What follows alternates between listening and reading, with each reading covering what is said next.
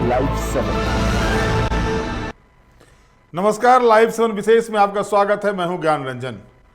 दोस्तों, अब तक आपने देखा था भाजपा में खलबली मची हुई थी, लेकिन अब जब देर रात को झारखंड मुक्ति मोर्चा ने मंगलवार को 35 प्रत्याशियों की सूची जारी की, तो अब झारखंड मुक्ति मोर्चा में खलबली मच गई है। और खलबली की शुरुआत संथाल से हुई है। दोस्तों, साइमन मरांडी एक जाना माना नाम,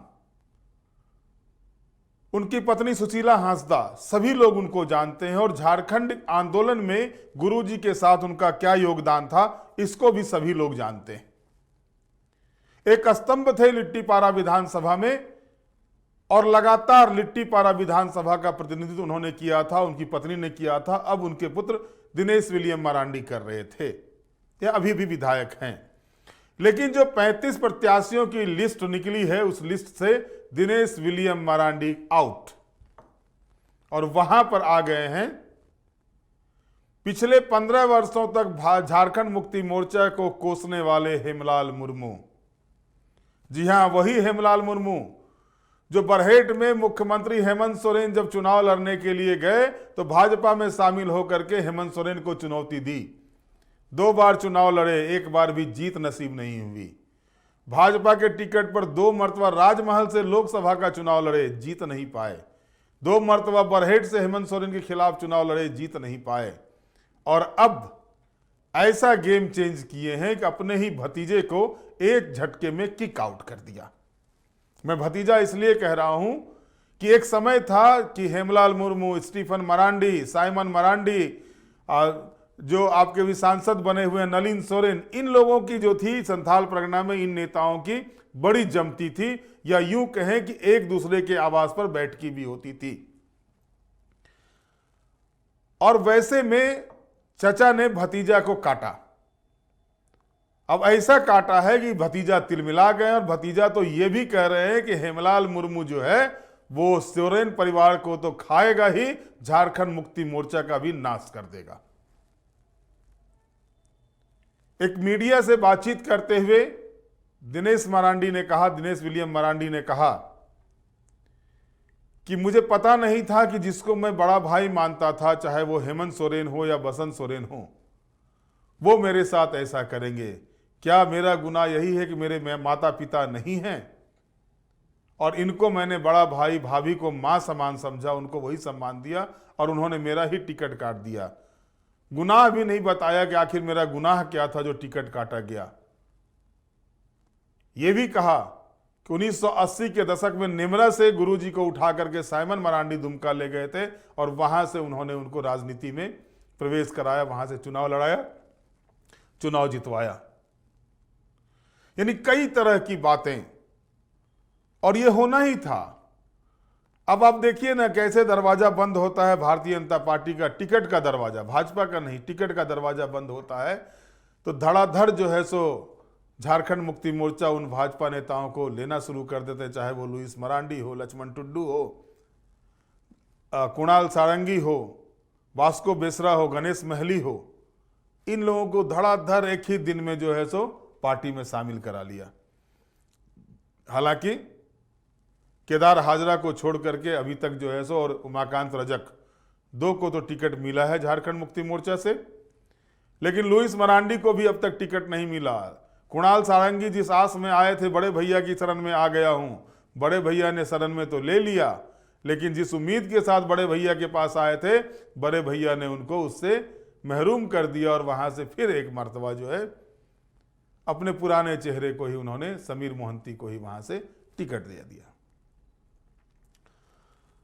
और आपको जान के आश्चर्य होगा कि दुमका में जामा सीट के लिए, यानी संथाल परगना में जामा सीट के लिए लुइस मरांडी का नाम आ रहा है, और इससे जैसे ही नाम आता है कि जामा के झारखंड मुक्ति मोर्चा के कार्यकर्ताओं ने लुइस के खिलाफ मोर्चा खोल दिया। यानी जो चीजें, क्योंकि मैंने कल ही कहा था कि भाई टिकट बटेंगे तो विरोध प्रदर्शन होंगे, कोई भी दल इससे अछूता नहीं है। भारतीय जनता पार्टी बड़ी पार्टी है, उसके कार्यकर्ता ज्यादा हैं, तो वहां पर ज्यादा लोगों को दिखाई देता है और अन्य दल में कम है तो कमतर दिखाई देता है। आरजेडी में ही देख लीजिए, पलामू के कार्यकर्ताओं ने, गढ़वा के कार्यकर्ताओं ने इस्तीफा देना शुरू कर दिया है। पलामू में बगावत हो गई है आरजेडी के भीतर।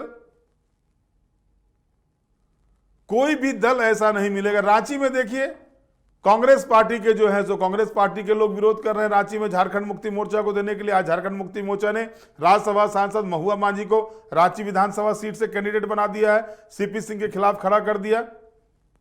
अब यहां कांग्रेस वाले लोग बिदके हुए हैं और ये चीजें होंगी। और कौन कितना मनाता है, कौन कितना रूठता है, क्या कुछ होता है, ये तो देखने वाली बात होगी। लेकिन जो दृश्य बने हुए हैं वो दृश्य साफ तौर पर जो है सो ये बता रहे हैं कि कोई भी दल इस बात से अछूता नहीं है कि वहां पर जो है सब कुछ ठीक चल रहा है चुनाव को लेकर के। जैसा कि दिनेश विलियम मरांडी ने एक मीडिया बातचीत में कहा कि गुरुजी के परिवार को वो अपना परिवार मानते हैं, और ये भी आरोप लगाया कि 3 आदमी एक परिवार के और साइमन मरांडी परिवार के एक भी नहीं, ये कैसे हो सकता है। यानी उनका इशारा हेमंत सोरेन, बसंत सोरेन और कल्पना सोरेन की ओर था। हमारे साथ जुड़ गए हैं वरिष्ठ पत्रकार सुरेंद्र सोरेन जी। सुरेंद्र जी, स्वागत है आपका लाइव 7 में। धन्यवाद ज्ञान जी। सुरेंद्र जी, दिनेश ने बगावती मूड अपना लिया। इससे लिट्टी पारा विधानसभा, जो कि एक तरह से कहें जैसे बरहेट को बोला जाता है कि झारखंड मुक्ति मोर्चा के लिए सबसे सुरक्षित विधानसभा क्षेत्र है, उसी तरह से लिट्टी पारा भी अगर अलग राज्य बनने के बाद भी देखें तो एक बार अगर अनिल मुर्मू को जेवीएम वाले छोड़ दें तो बाकी समय में साइमन परिवार ही वहां पर रहा है। तो ये जो स्थिति बनी, वहां से दिनेश का टिकट काटा गया है। इसके बाद से जो वो लगातार तीखे बोल रहे हैं और चाचा को जो पटकनी देने की बात कर रहे हैं, क्या दिख रहा है वहां का दृश्य आपको? देखिए, वो जमीन दरअसल झारखंड मुक्ति मोर्चा के लिए सबसे उपजाऊ जमीन के रूप में हम देख सकते हैं। जैसे कि आपने बरहेट का भी उदाहरण दिया।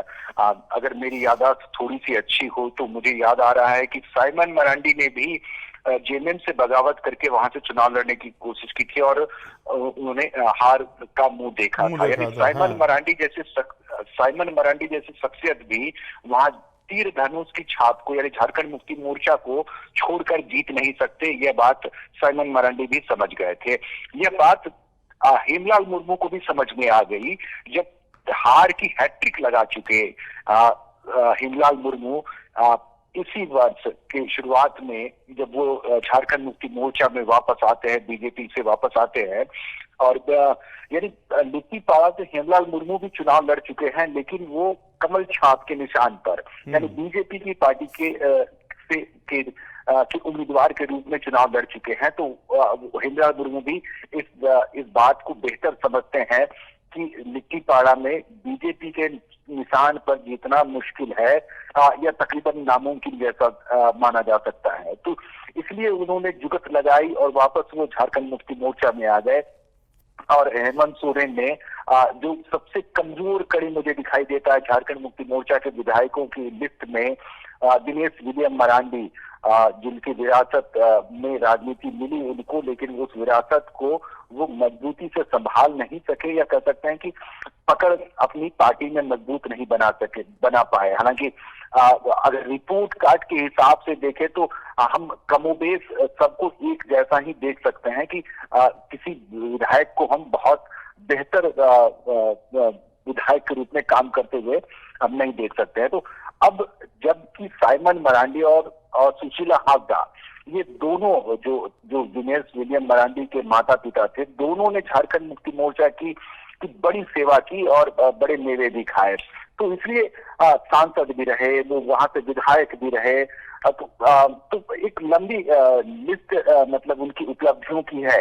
और अगर उनकी विरासत के रूप में हम दिनेश विलियम मरांडी को देख रहे हैं तो अनुकंपा के आधार पर ही सही, लेकिन दिनेश विलियम मरांडी का टिकट कट्टा या काटने की मुझे कोई और दूसरी बड़ी वजह दिखाई नहीं पड़ती कि हेमलाल मुर्मू ने टिकट पाने की रेस में दिनेश विलियम मरांडी को, जो उनके भतीजे के रूप में है, क्योंकि जब आंदोलन के दरमियान से जब पार्टी का अभ्युदय हो रहा था, वो 80 का दशक का दौर, जो 80 और 90 के दशक का दौर, जब झारखंड मुक्ति मोर्चा के कुछ ही सिर्फ नेता थे, फिलहाल सूरज मंडल नहीं है, लेकिन वो जो उस क्षेत्र के संथाल परगना क्षेत्र से साइमन मरांडी, नलीन सोरेन, स्टीफन मरांडी, हेमलाल मुर्मू, ये वो नेता थे। थॉमस हासदा, हालांकि थॉमस हासदा कांग्रेस की पार्टी में थे, लेकिन फिर भी इन लोगों की आपस में एक बड़ी खूब बनती थी, क्षमती थी, एक दूसरे के घर पे आना जाना और एक दूसरे के काफी करीबी माने जाते थे।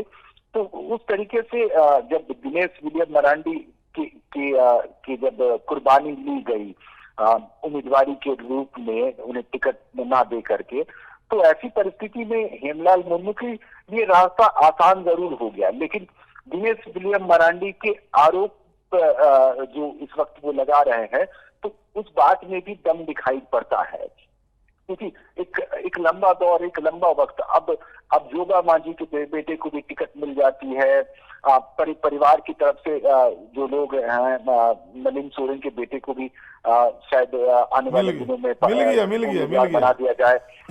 हाँ, वही कह रहा हूँ। इसके बाद फिर स्टीफन मरांडी की भी जो अगली पीढ़ी होगी उसे भी टिकट मिल जाए। तो ऐसी परिस्थिति में दिनेश विलियम मरांडी का टिकट कटना, मुझे लगता है कि उस विरासत का, उस इतिहास का अपमान करना जैसा हो सकता है कि जब जो लीजेंडरी लीडर झारखंड मुक्ति मोर्चा के इस वक्त सांसें ले रहे हैं राजनीति में, वो बने हुए हैं, अब उनकी बेटों को या उनकी बेटी को टिकट देते जा रहे हैं, लेकिन एक जो स्वर्गवासी हो गए उनके बेटे की टिकट काट दे रहे हैं। तो मुझे लगता है कि ये थोड़ी सी बेईमानी हो जाएगी। सोरेन यहाँ पर सवाल ये उठता है कि लिट्टी पारा झारखंड मुक्ति मोर्चा का हुआ, लेकिन आप इतिहास उठा के देखेंगे तो स्टार्ट झारखंड मुक्ति मोर्चा का शुरू किया था साइमन मरांडी ने ही लिट्टी पारा से। और इसके बाद उस समय की जो बातें हैं, गुरुजी को नेमरा से, जो रामगढ़ में जो उनका शुरू चल रहा था, उसके बाद गुरुजी जाते हैं संथाल परगना जाते हैं, तो गुरुजी को गुरु बनाने के पीछे भी स्टीफन मरांडी, साइमन मरांडी, इन लोगों का भी उसमें कहीं ना कहीं हाथ रहा है। बिल्कुल, मैं वही कह रहा हूं कि झारखंड मुक्ति मोर्चा, इस पार्टी का इतिहास जितना पुराना है, उनकी विधायकी और राजनीति का, यानी साइमन मरांडी के राजनीति का इतिहास उससे 2-4 साल पुराना ही है। बिल्कुल तकरीबन 5 दशक होने को है, अब तो 5 दशक कह सकते हैं जो साइमन मरांडी ने उस क्षेत्र में राजनीति की। संयोग से उनके समकक्ष के लीडर स्टीफन मरांडी इस वक्त हैं मौजूद। मुझे लगता है कि अगर पार्टी ने टिकट के बंटवारे को लेकर के पार्टी के भीतर अगर कोई विचार मंथन किया होता है या किया होगा, तो मुझे नहीं लगता कि साइमन मरांडी ने इस पर सहमति दी होगी कि दिनेश विलियम मरांडी की टिकट स्टीफन मरांडी ने शायद इस बात पर वो जरूर अपोज करते, इसका विरोध करते कि आप साइमन मरांडी के बेटे का टिकट काट करके आप दूसरे नेता को दे दे। तो स्टीफन मरांडी अगर जो एक परंपरा रहती है या जो परिपाटी है, चुनाव में टिकट बांटने की, संसदीय बोर्ड की बैठक होती है या केंद्रीय समिति की बैठक होती है, इस तरह की जो भी बैठकें होती होगी और उम्मीदवारों के नाम पर जब डिस्कशन होता होगा, तो अगर ये बातें अगर पता चल गई होती स्टीफन मरांडी को, तो मुझे लगता है कि उन्होंने अपने तरफ से कभी इस बात की सहमति वो नहीं देते कि वो साइमन मरांडी के बेटे को टिकट काट दे। तो ये ऐसी रीजनल पार्टी में ये संभव भी है कि जब पिछले दिनों बैठक हुई थी, अब तो सोहराय भवन में जब बैठक हुई थी, तो उस वक्त ही पार्टी ने ये घोषणा कर दिया था कि टिकट के उम्मीदवारों की सूची बनाने के लिए या इसके लिए गुरुजी को अधिकृत कर दिया गया है। तो मुझे लगता है कि गुरुजी को अधिकृत कर दिया होगा, लेकिन गुरुजी ने भी शायद भी अगर इस बात पर सहमति ली जाती कि साइमन मरांडी के परिवार के एक सदस्य को उनकी टिकट काट करके हेमलाल मुर्मू को देने की बात है, तो शायद मुझे लगता है कि शिबू सोरेन भी इस बात पर शायद ऐतराज जताते। बिल्कुल। तो बहरहाल टिकट बांटने में जिसकी भी जैसी भी अपनी मनमानी रही हो या जो भी उनकी इच्छा रही हो, कुछ सोच समझ कर बांटा हो, लेकिन मुझे लगता है कि इस बात पर अगर दिनेश विलियम मरांडी अगर ये बयान दे रहे हैं तो वो गलत नहीं कह रहे हैं कि एक परिवार से चार लोगों को, 3 तो उनके पार्टी में ही है और एक इस वक्त बीजेपी में चली गई है, तो उस परिवार से जब चार लोगों को जब टिकट मिल जा रहा है तो एक इतने बड़े परिवार को, चूंकि लिट्टीपाड़ा, बोरियो, बरहेट, इन सब सीटों पर या इन सब इलाकों में साइमन मरांडी जैसे नेता और सुशीला हांसदा जैसी नेत्री, ये उस परिवार के लिए मुझे लगता है कि जरूर पीड़ादायक बात है। ये अलग बात है कि कुछ उनके अपने घर के भीतर कुछ अंदरूनी बातें थी, लेकिन फिर भी मुझे लगता है कि एक युवा नेता का टिकट कटना, ये कत्ल करना हुआ एक तरह से। अब दिनेश विलियम मरांडी को अपने नए सिरे से राजनीति के लिए एक नई जमीन तलाशनी होगी, क्योंकि उनके पास एक लंबा वक्त है राजनीति करने के लिए। नहीं, इस जगह 2 आरोप उन्होंने बहुत गंभीर लगाए हैं सोरेन, जो उन्होंने एक मीडिया के बयान के क्रम में कहा था कि हेमलाल 15 साल हेमंत सोरेन को गाली दिया। हेमलाल मुर्मू सोरेन परिवार को भी खत्म कर देगा और झारखंड मुक्ति मोर्चा को भी खत्म कर देगा, और यहां तक कहा कि हेमंत सोरेन को अब ये स्थिति हो गई है कि विनाश काले विपरीत बुद्धि। देखिए, ये तो मुझे नहीं लगता कि हेमलाल मुर्मू तो खुद बीजेपी में रह करके जब जीत का मुंह देखने के लिए वो तरसते रह गए, और 4 इलेक्शन में उन्होंने लोकसभा से लेकर के विधानसभा तक उन्होंने हार का जो सिलसिला उनका जारी रहा, तो उसकी वजह से उनके लिए ये राजनीतिक मजबूरी हो गई थी कि हेमंत सोरेन को तो वो इसलिए गाली दे रहे थे कि वो बीजेपी में थे। अब वो जेएमएम में आ गए हैं तो वो रघुवर दास को गाली देंगे, बाबूलाल मरांडी को देंगे, नरेंद्र मोदी को देंगे। तो राजनीति में तो ये सबसे बड़ी भ्रम की स्थिति जनता के बीच में रहती है कि वो एक पार्टी को पकड़कर बैठ जाते हैं या एक पार्टी के साथ चलते रहते हैं। नेताओं को तो क्षण मन की देरी नहीं लगती कि वो एक पार्टी से दूसरे पार्टी में चले जाते हैं। एक बड़े बड़े उदाहरण हमारे आप झारखंड में देख सकते हैं, चप्पई सोरेन से लेकर लोबी नेमरम तक, और इसके बाद फिर अब लुईस मरांडी से लेकर के कई बड़े नेता हैं जो बीजेपी से जेएमएम में चले गए और जेएमएम से बीजेपी में चले आए। तो उनके बयानों में, उनके शब्दों में कितनी देर की देरी लगेगी अपने बयानों में से मुड़ने में और अपने बयानों के बदलने में। तो ऐसी परिस्थितियों में ये जरूर है कि झारखंड मुक्ति मोर्चा अपनी जमीन बचा के रखने में कामयाब हो भी जाए शायद, लेकिन एक जो राजनीति में एक संबंधों का निर्वहन होता है, उसकी कमी आने वाले दिनों में मुझे लगता है कि देखने कमी नहीं, जैसा कि सोरेन दिनेश विलियम मरांडी ने कहा कि अब वो विचार करेंगे, यानी वो भी चुनाव लड़ेंगे, ये तय, क्योंकि खुद सुसाइड नहीं करेंगे। टिकट नहीं मिला तो वो अपने पॉलिटिकल करियर को खत्म नहीं कर देंगे। तो दिनेश विलियम मरांडी के चुनाव लड़ने से इफेक्ट क्या पड़ेगा जो झारखंड मुक्ति मोर्चा को उड़वा सकते हो? क्योंकि अनिल मुर्मू एक बार जीते हैं, अब ये अजय सीट नहीं कहा जा सकता है। जेवीएम से अनिल मुर्मू जीते हैं और जेवीएम के जो सुप्रीमो थे वो बीजेपी के अध्यक्ष हो गए हैं।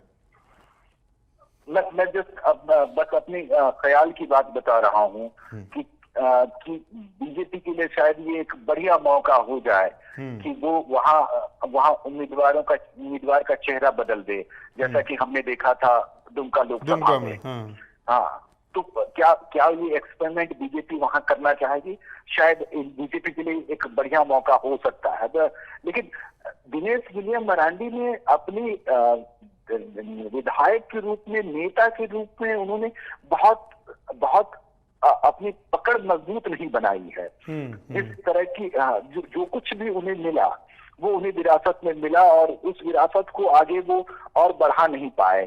तो आने वाले दिनों में या इसी चुनाव में वो दूसरी पार्टी से चुनाव लड़ेंगे, ये तो तय है। वो निर्दलीय चुनाव लड़े या किसी दूसरी पार्टी के सिंबल पर चुनाव लड़े, चुनाव तो उनका लड़ना तय है। ये फिलहाल साफ नहीं है कि किस पार्टी से वो चुनाव लड़ेंगे, किस पार्टी से वो उम्मीदवार बनेंगे। चुनाव लड़ना तो उनका तय माना जा रहा है, क्योंकि चुनाव नहीं लड़ेंगे तो अगले 5 साल वो आखिर करेंगे क्या। तो जीत और हार अपनी जगह होती है। चुनाव लड़ना, उम्मीदवारी का एक तमगा लेना, ये भी अपने आप में एक बड़ा काम होता है पॉलिटिशियंस के लिए, राजनीति करने वाले लोगों के लिए। तो चुनाव तो वो लड़ेंगे बेशक, लेकिन जीत हासिल कर पाना ये तभी मुमकिन है जब एक बड़ा संगठन और एक बड़े कार्यकर्ताओं का समूह उनके साथ हो जाए, तभी ये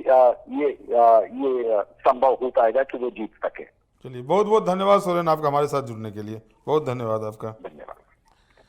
तो अभी आपने सुना कि जो स्थिति बन रही है वो स्थिति ये है कि अब तो ये तय मान के चलिए कि दिनेश विलियम मरांडी वहां से चुनाव लड़ेंगे, क्योंकि अपने पॉलिटिकल करियर को वो समाप्त नहीं होने देंगे। अभी यूथ हैं, नए हैं, और वो जमीन जो है उनके पिता और माता के द्वारा तैयार किया हुआ लिट्टीपारा की जमीन। एक ऊंचे कद के नेता, बड़े कद के नेता थे साइमन मरांडी और सुशीला हांसदा। और ऐसे में अब अगर देखा जाए तो अगर दिनेश विलियम मरांडी चुनाव लड़ते हैं, और सवाल यह भी उठ रहा है कि जब बोरियो सीट खाली था लोबिन हेम्ब्रम के जाने के बाद, तो हेमलाल मुर्मू किस भय से बोरियो सीट से चुनाव नहीं लड़े, यह भी सवाल उठ रहा है, क्योंकि उनके सीट से सटा हुआ सीट बोरियो का सीट था। लेकिन वहां किस भय से नहीं गए, यह भी देखना होगा। और एक युवा का कत्ल कराकर वो जिस तरह से सामने आए हैं, टिकट लिए हैं पार्टी से, तो इसके बाद आगे परिणाम क्या होगा।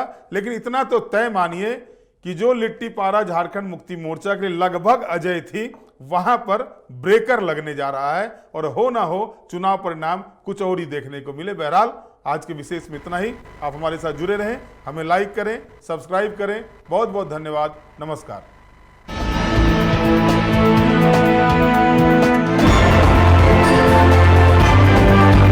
आप देख रहे हैं लाइव 7।